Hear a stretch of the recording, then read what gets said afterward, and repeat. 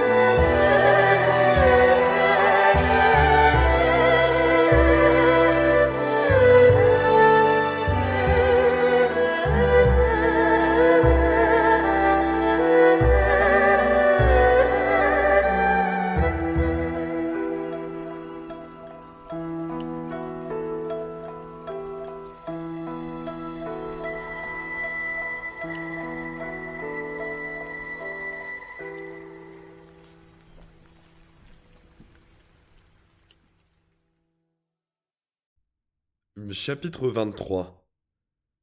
Une sombre tempête bouleverse l'Antiquité suprême. Sur les routes, les fuyards se lamentent. Reviendront-ils jamais?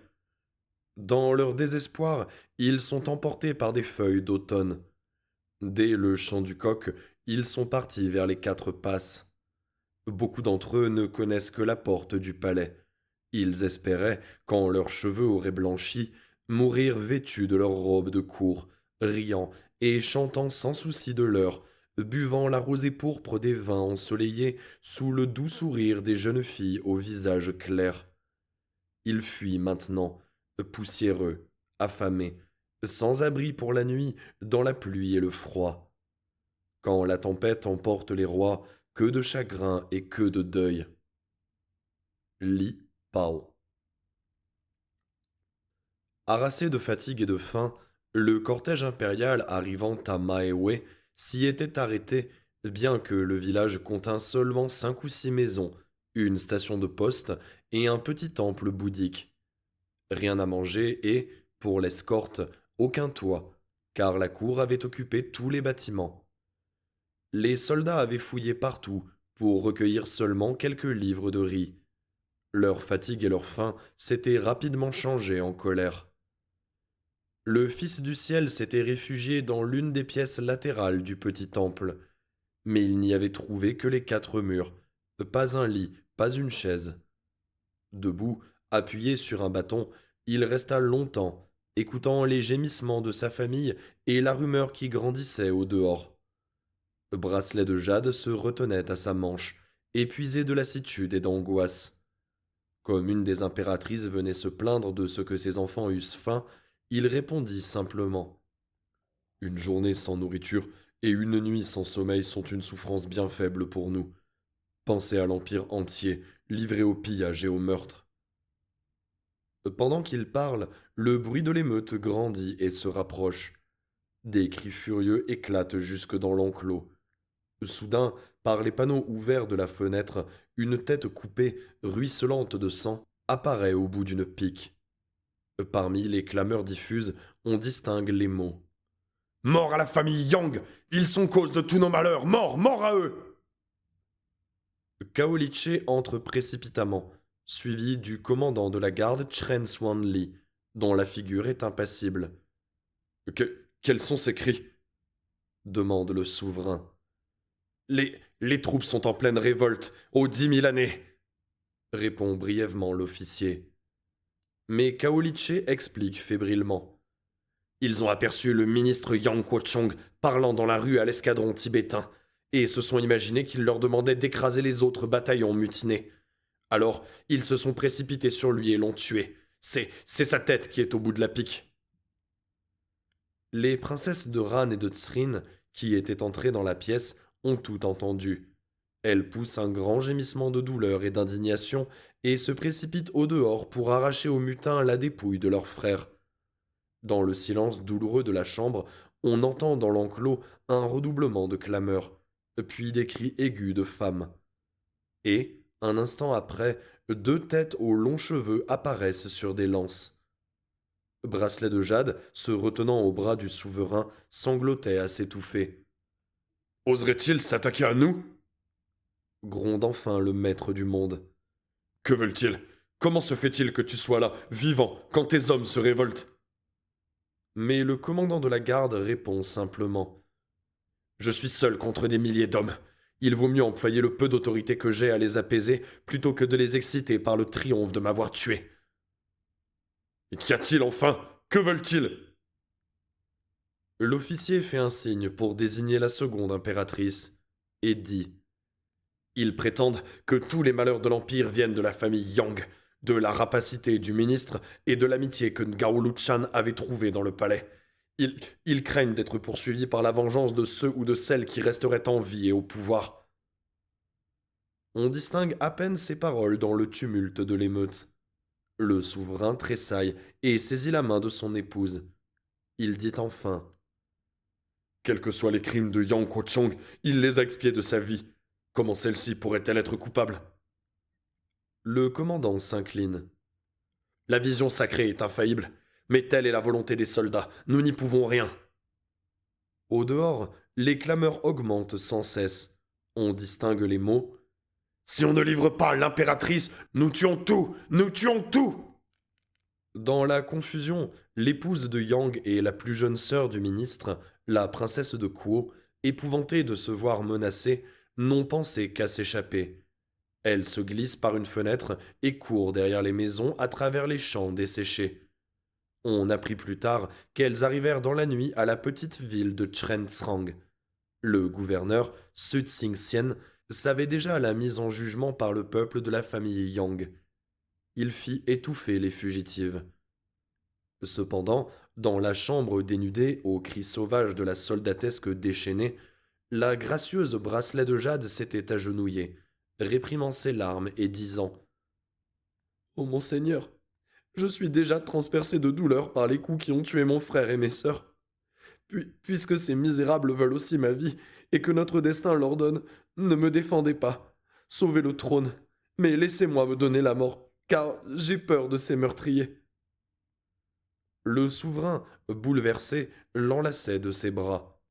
Oh mon épouse, notre amour doit-il être détruit par cette tempête? Comment puis-je songer à l'Empire quand je te vois ainsi en larmes? Mais les mutins ébranlent les murailles de leurs coups. Kaoliché se lamente. Oh, 10 000 années, ces bandits vont envahir la pièce dans un instant. Ne tardez pas plus longtemps. Songez à la dynastie, songez au peuple. Le laisserez-vous aux mains de ce Nganlu-chan? Le souverain, caressant les cheveux de son épouse, disait douloureusement. Des deux côtés, ma douleur est profonde. Si je résiste, nous mourrons tous, et le peuple est livré sans recours aux fureurs des barbares.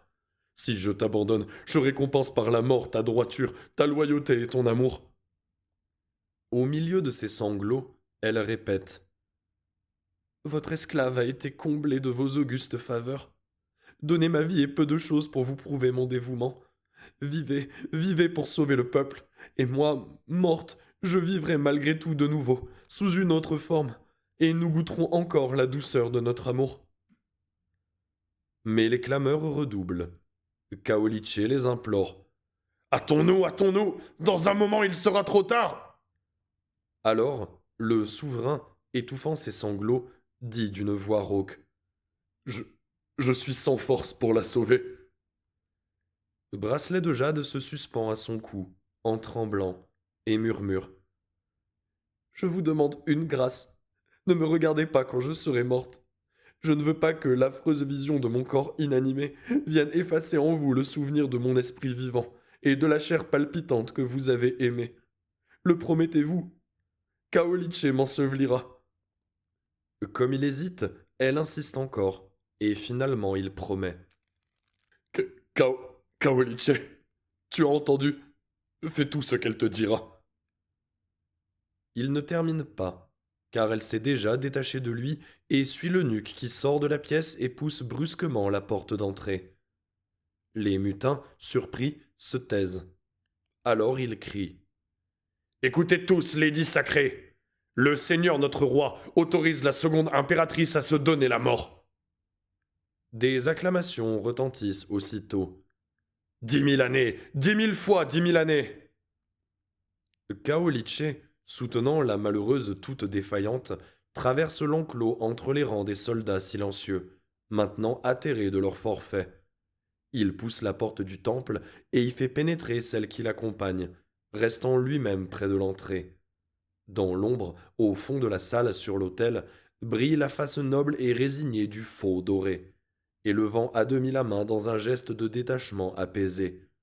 Sur un côté, avec la lumière d'un panneau ouvert, pénètre la branche chargée de pétales roses d'un pêcher, refleuri en cet automne doux qui est souvent un second printemps dans la Chine du Sud. La beauté s'est prosternée devant l'autel et prie en silence. Elle se relève, et l'eunuque qui pleure demande à voix basse, comme s'il craignait de troubler un esprit errant. Notre. Notre mère a-t-elle quelque message à me confier? Oh, Litché, dit-elle, le printemps de notre auguste maître n'est plus. Après ma mort, il n'aura que ton dévouement pour veiller sur son corps et soutenir ses pensées. Litché, serre-le sans défaillance, et prends bien soin de lui.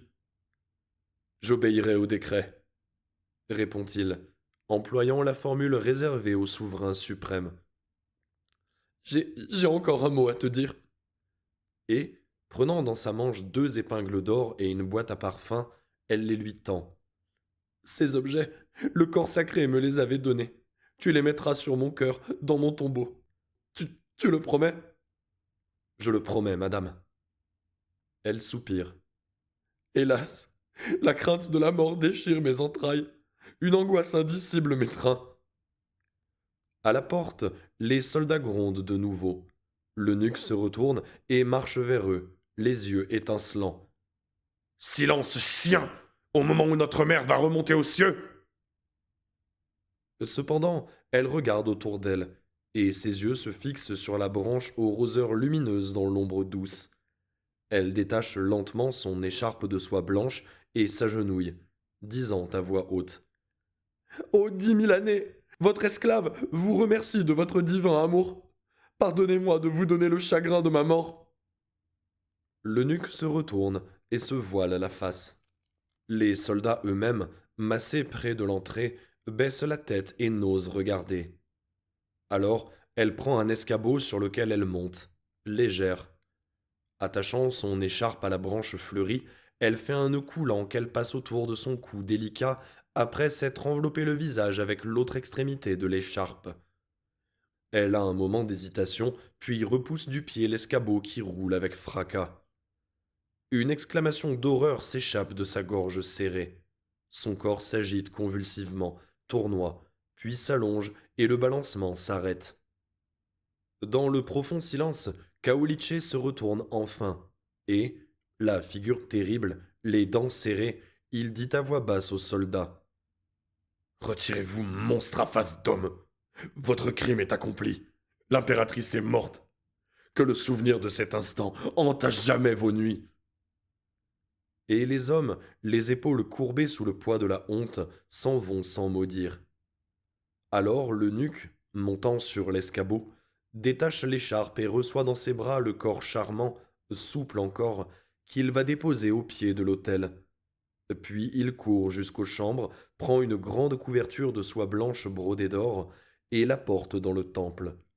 Il pose pieusement dans la manche fleurie les épingles d'or et la boîte de parfum, et enveloppe avec précaution le corps comme s'il craignait de le blesser. Il attache le funèbre objet avec des cordelières de soie, et va enfin prévenir son maître en disant. Ô 10 000 années, notre mère est dans les cieux. Voici l'écharpe meurtrière. Puis, il va donner l'ordre de creuser une fosse où le corps reposera en attendant que les tombes impériales soient libérées des barbares et que la seconde impératrice puisse être inhumée à côté de son époux selon les rites. Cependant, le Fils du ciel est entré dans le temple et s'est agenouillé devant le corps enveloppé de brocart aux pieds du dieu d'or. Il reste longtemps ainsi, sans un mot, comme perdu dans un rêve de douleur. Mais la douleur de son amour parvint jusqu'à l'âme meurtrie de celle qui n'est plus, l'âme errante qui ne peut se résoudre à quitter son corps charmant. Et l'âme du souverain se détache et s'unit à l'ombre désolée. Kaoliché revient enfin. La tombe a été creusée dans l'enclos, au pied même du péché fatal. Il y porte bracelet de jade, et bientôt la terre s'amoncelle, noirâtre, sur son visage. Tout est fini. Pâle et silencieux, le Fils du ciel retourne s'enfermer dans la misérable chaumine.